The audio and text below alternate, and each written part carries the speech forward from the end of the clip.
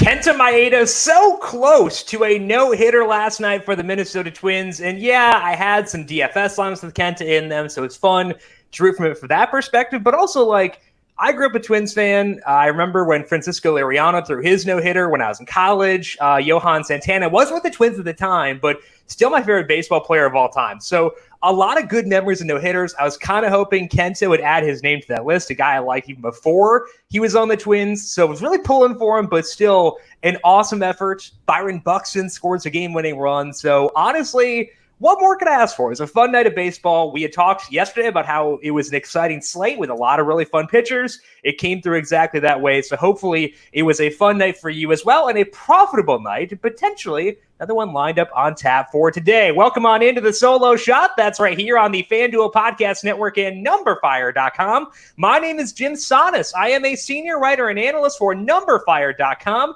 here to take a look at tonight's 11-game main slate with lock set for 7:05 for tonight. From a weather perspective for this slate, as always, there's a chance of rain in Atlanta for the Braves and the Nationals. They should be good to play, but it's worth noting Atlanta during the summer tends to be a place where just pop-up storms happen. So that's kind of perpetually the case, but should be okay for tonight.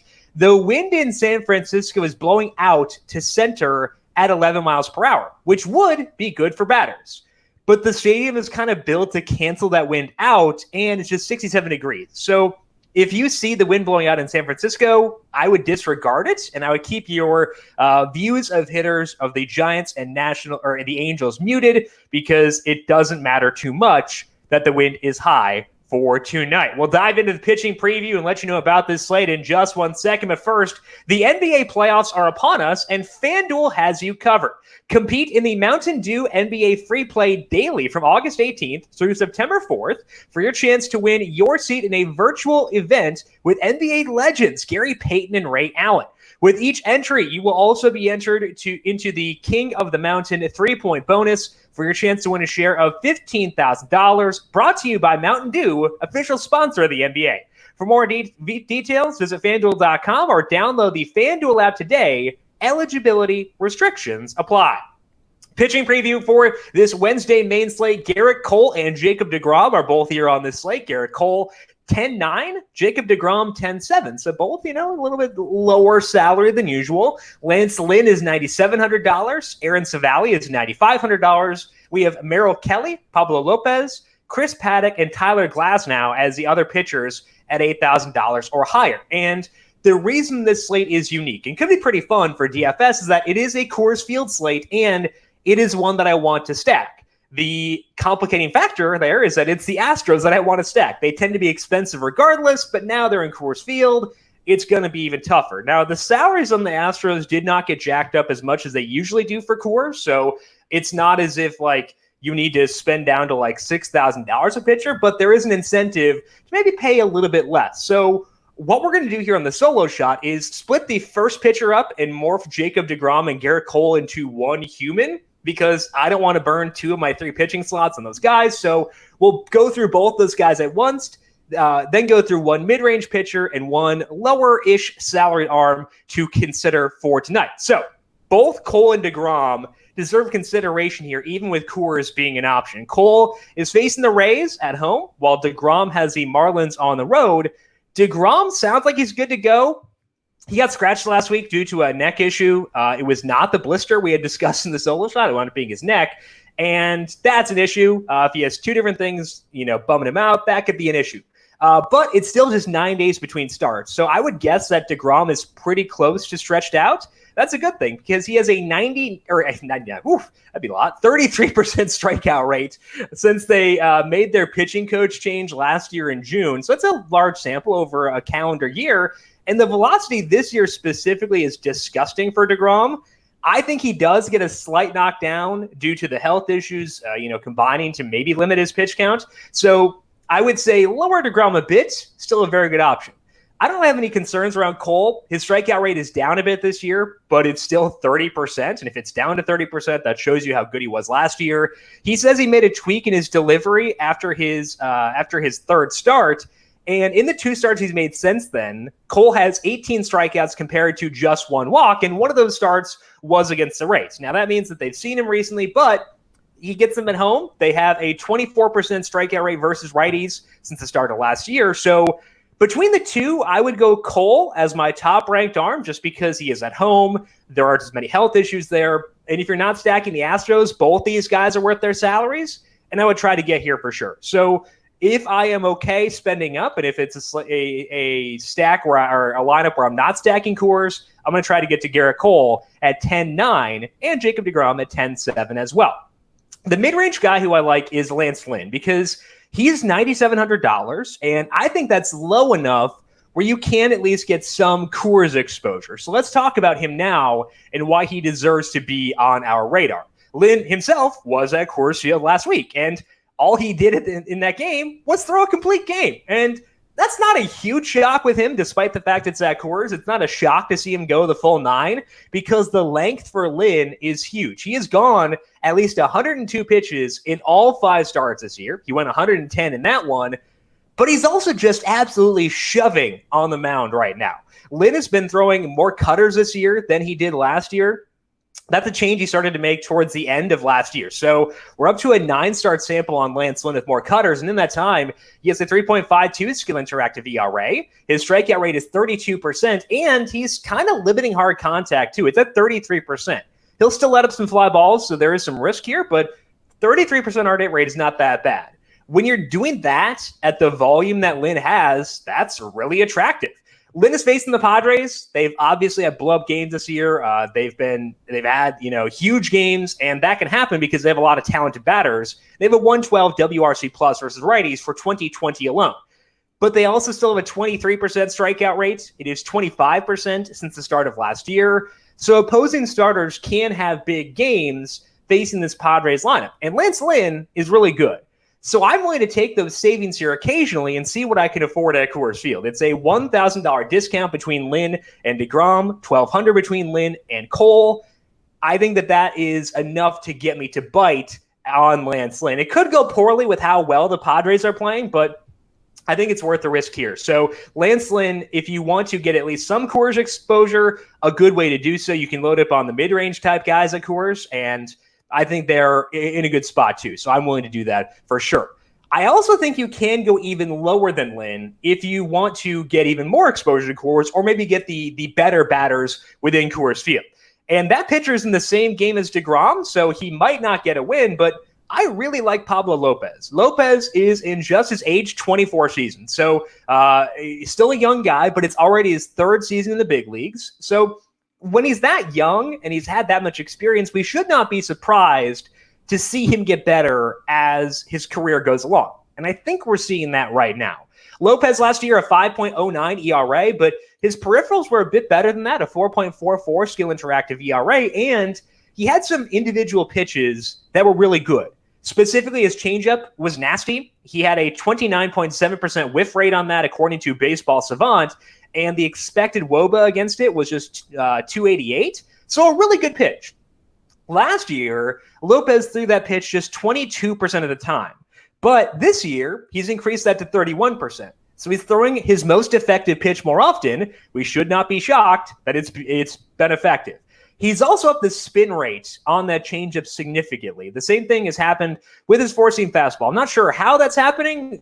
Spin rates tend to be pretty static year over year, but it's happening for whatever reason it may be. But he's getting increased spin, and we shouldn't really be shocked that he's been nasty with this happening. In the 3 starts Lopez has made this year, he has a 17% swinging strike rate. That's disgusting, and that is a number that stabilizes quickly because it is a sample size of every pitch versus every batter faced. It does stabilize a lot more quickly. He has a 3.11 skill interactive ERA. The strike rate for Lopez is 28%, and he is allowing hard contact just 30% of the time, and he's getting ground balls to boot. We did see Lopez face this very same Mets team 2 starts ago. He walked 4 guys compared to 4 strikeouts, but he's back in Miami now, and that one was in New York. And the swinging strike rate in that game, despite all the walks, was still 12.5%. Lopez is $8,300, so $1,400 cheaper even than Lynn, and a lot cheaper than Cole and deGrom. So you can't go nuts at Coors at $8,300, but you can definitely get good pieces there, especially if you pair them with a value stack on the other side. So it might be too small of a sample to get super excited about Lopez, but there is reason to buy in. That changeup he's throwing it more. It's become kind of a different pitch too. So personally, with the peripherals being there, with the reasons to buy in being there, I will take a swing and see what happens. So honestly, like if I have a single lineup, I would not rule out Pablo Lopez as being the guy using that one. I haven't really decided on that yet, but Lopez very much in the discussion as far as a single lineup goes. And the reason I want to use Lopez is because, again, we do have Coors Field for tonight. So let's talk about that. I want the Astros side of this game more so than the Rockies. I'll talk briefly about the Rockies in a second, but the Astros are facing Ryan Castellani. I tried stacking against Castellani last week, and it didn't work. He had 7 strikeouts over 4 innings, and that's interesting because Castellani is coming off a very weird season. He made just 10 starts because he had bone fragments in his elbow. He got those cleared out, and apparently went to the Arizona Fall League and looked a lot better. So we could just decide to ignore everything that happened in the minors, all the struggles for Castellani in the minors, and focus just in the big leagues. But it's also important to remember this is just an 8 2/3 inning sample in the majors. And he struggled a lot in the minors, even before AAA, where he had those bone fragments in his elbow. So I am still inclined to stack against Castellani. If he does really well in this matchup, then maybe I'll reassess. But he shut down the Mariners and the Rangers. The Astros are a very different situation than the Mariners and the Rangers. So the Astros are my top stack of the night, and it does give extra credence to saving some salary a pitcher. As mentioned, they're not like insanely expensive for tonight. George Springer is $4,100. Josh Reddick is $31. You can get Yuli Gurriel and Carlos Correa for $36 apiece. Kyle Tucker is $33. So it's not as if they're like all $4,000, but they're also not easy to afford if you're going with Garrett Cole or Jacob deGrom as your top pitcher. So the Astros, my top stack of the night. I will also have Rocky stacks. They're facing Framber Valdez. He's had decent numbers this year, but the larger sample isn't all that daunting. I should get Garrett Hampson lead off again at $3,200. Matt Kemp will probably bat 6th. He is $3,000. So the Rockies work. They're probably my number 2 stack among the high salaried stacks. But the Astros are the preferred side of this one, and a stack that I would like to get to as often as I can. Outside of Coors Field, my favorite stack is going to bring us right back to the Nationals for the second straight night, because this night they're facing Kyle Wright in Atlanta. Good park for hitting, assuming that the rain does stay away. And Wright is still trying to figure things out, kind of a prospecty type guy. But again, it takes guys some time to really hone in on the majors. And we've seen that with Wright so far. He's made 4 starts this year across 15 innings, and he has a 7.20 ERA, and his skill interactive ERA is exactly the same at 7.20. So both the results and the peripherals, a little concerning. And the reason that the Sierra is so high for Wright is that he's walked a ton of dudes. He's had more walks than strikeouts. Walk rate, I believe, is above 20%. He's not getting ground balls. He's not limiting hard contact either. So I think that pushed us towards the Nationals, but we also saw this in a small sample last year from Wright too. So I'm not thinking it's something that will just go away. The Nationals have not seen Wright yet, so that's a plus for him, but none of the other starts he had were repeat matchups either. And he hasn't allowed fewer than 3 runs in any start that went into the 5th inning. So the Nationals at the top of the list outside of Coors Field, and they have options in each salary tier. So if you want a value stack to help you get to George Springer and Alex Bregman, the Nationals could very well be that team. The Nationals have had Luis Garcia batting 6th recently, did so again last night. And I talked about him on the Q&A show yesterday. He didn't have big power numbers last year, but that was also when he was in his age 19 season and playing in Double-A.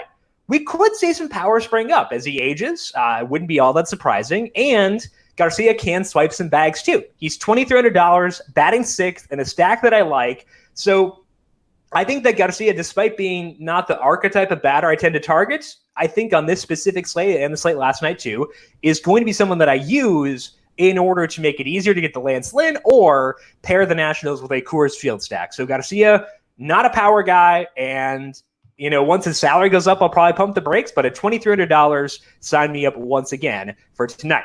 For the third stack, we are going to go at a ground ball pitcher, and you probably want to turn this off right now. I don't blame you, because it can be super annoying, and it's not something that I really want to do. But on this slate, I kind of think we have to, due to a lack of options from a stacking perspective that check every box. So I am going to stack the Twins against Brett Anderson.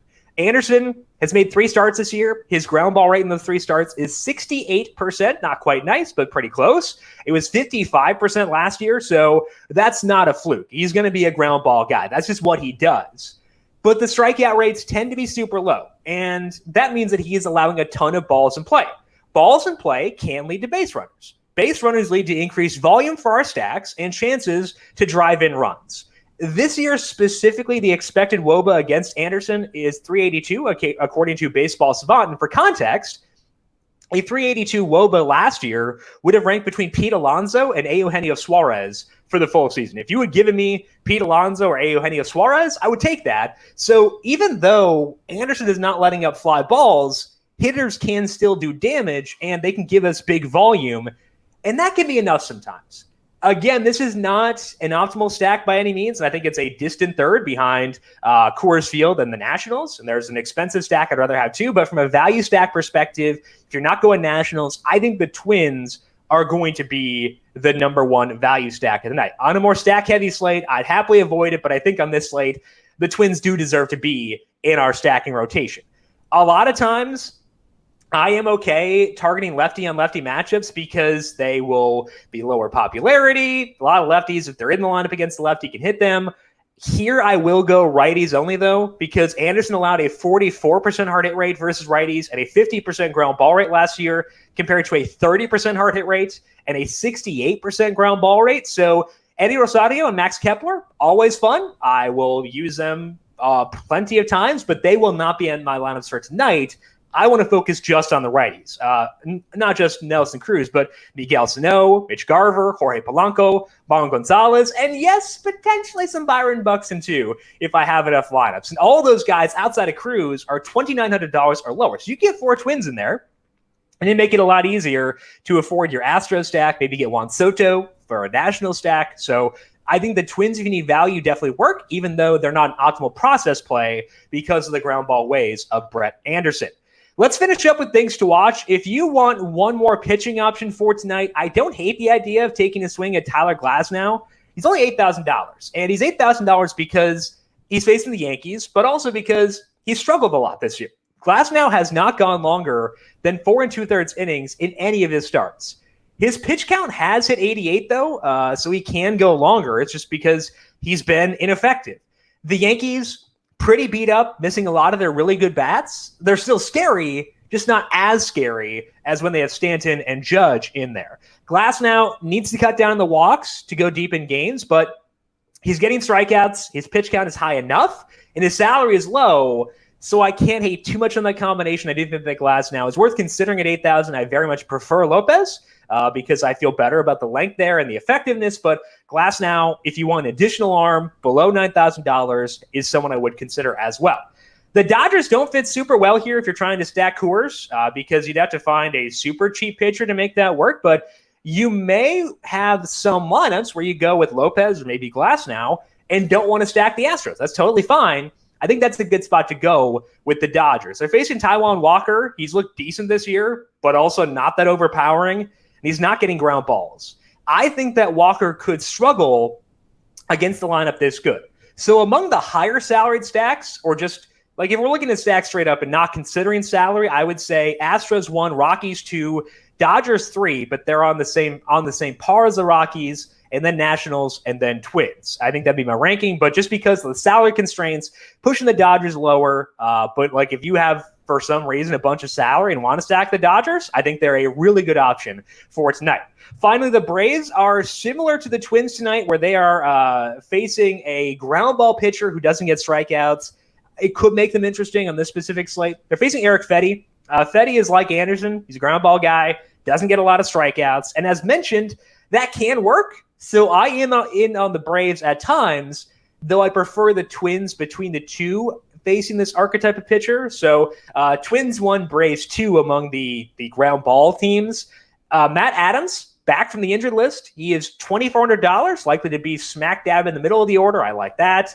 Adam Duvall is the same salary, could be another value option there. So between the Twins, the Nationals, and the Braves, you've got a lot of value options. I would lean on them in order to get yourself exposure to Coors Field and potentially to guys like DeGrom and Cole. Try to make it work. See if you can. But you have options and multiple options from a value perspective for tonight. That is all that we have for today, but I think this will be a pretty critical slate to take a look at lineups as they come out. So make sure you come back at 4 p.m. Eastern time and check out our Q&A stream. That's on YouTube, Facebook, and Twitch. If you're watching the solo shot right now on YouTube, make sure you subscribe so you get notifications as we go live each day. Solo shot at 9 a.m., the Q&A session at 4 p.m. Eastern time. So if you have questions, make sure you tune into that. We also have a lot of DFS podcasts on the numberFire Daily Fantasy podcast feed. Brandon Gadula and I previewed this week's PGA event, the Northern Trust, the first event of the FedEx Cup playoffs. Make sure you check that out. Tom Vecchio has all your NBA and NHL needs covered with the Daily ISO and the Daily Deke. And we'll also have a NASCAR podcast tomorrow getting you set for both races in the doubleheader at Dover. Make sure you check out the numberFire Daily Fantasy podcast feed wherever you listen to your podcast. And if you like what you hear, leave us a rating and review as well. If you have questions for me before 4 p.m., you can hit me up on Twitter. I am at Jim Sannes, JimSannes. You can also follow the FanDuel Podcast Network at FanDuel Podcast. Big thank you, as always, to Calvin Theobald, our video producer from the video side of things here today. Thank you, Cal, and thank you to everyone for tuning in for today. Good luck with your lineups. We'll talk to you again at 4 p.m. to answer your questions. But until then, have a fantastic day. This has been the solo shot right here on the FanDuel Podcast Network.